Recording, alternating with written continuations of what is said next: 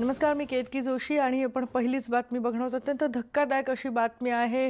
आपल्या राज्यातली अहमदनगरमधली बातमी आहे। शेतामध्ये वडिलांची कबर बांधणाऱ्या दोन बहिणींवर जमावानं हल्ला केलाय।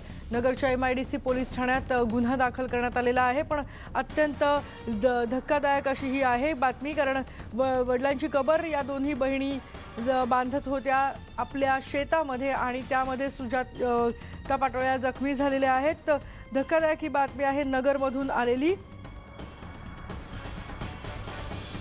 आणि याबद्दलच आपण आणखी माहिती घेणार आहोत। आमचे प्रतिनिधी साहेबराव कोकडे आपल्या सोबत आहेत। साहेबराव, काय नेमकं घडलंय? किती अतिशय गंभीर बातमी आहे, कारण अशा पद्धतीने मारहाण करणं हे चुकीचंच आहे। कारण पिंपळगाव माडवी अहमदनगर तालुक्यामध्ये जे गाव आहे पिंपळगाव माडवी, तिथे एक शेत आहे। त्यामध्ये नगरच्या काही लोकांचं पारंपरिक वडिलोपार्जित शेती आहे आणि त्या शेतीमध्ये आपल्या वडिलांचा ज्यावेळेस मृत्यू झाला त्यानंतर त्यांचा दफनविधी जो असतो तो करायचा होता आणि ती कबर बांधण्यासाठी, दफन करून त्या कबर बांधण्यासाठी तिथे गेले दोन्ही बहिणी आणि त्यांचे नातेवाईक गेले होते।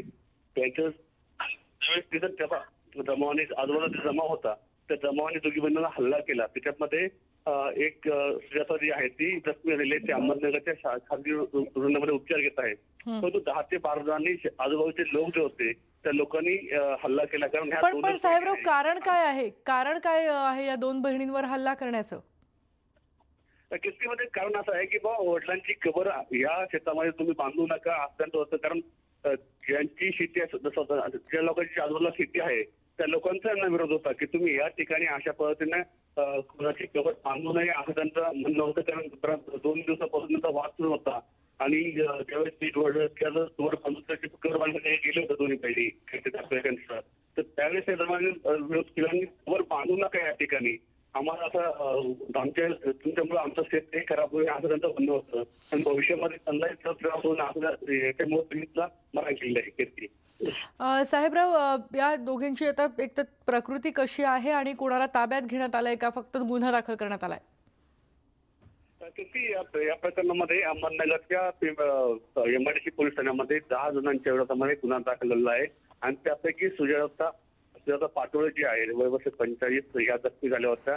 त्यांच्यामध्ये खासगी रुग्णालयामध्ये उपचार सुरू आहेत, त्या घरी गेलेल्या आहेत। परंतु अशा पद्धतीने जमावाने हल्ला करणं, त्यांच्या शेत आहे त्यांच्या शेतामध्ये काय करता हा त्यांचा अगदी खरंय, अगदी खरंय साहेबराव। आणि अशा प्रकारे अख्ख्या संपूर्ण जमावाने 10-12 जणांनी मिळून दोन बहिणींवर हल्ला केलाय, खरोखरच धक्कादायक आहे। पण तुम्ही या बातमीचे सतत अपडेट्स घेत राहा, या बातमीवर लक्ष ठेवून राहा। आम्ही तुमच्याकडून सगळे डिटेल्स घेणारच आहोत। यानंतर पुढची बातमी आहे गोव्यातली, कारण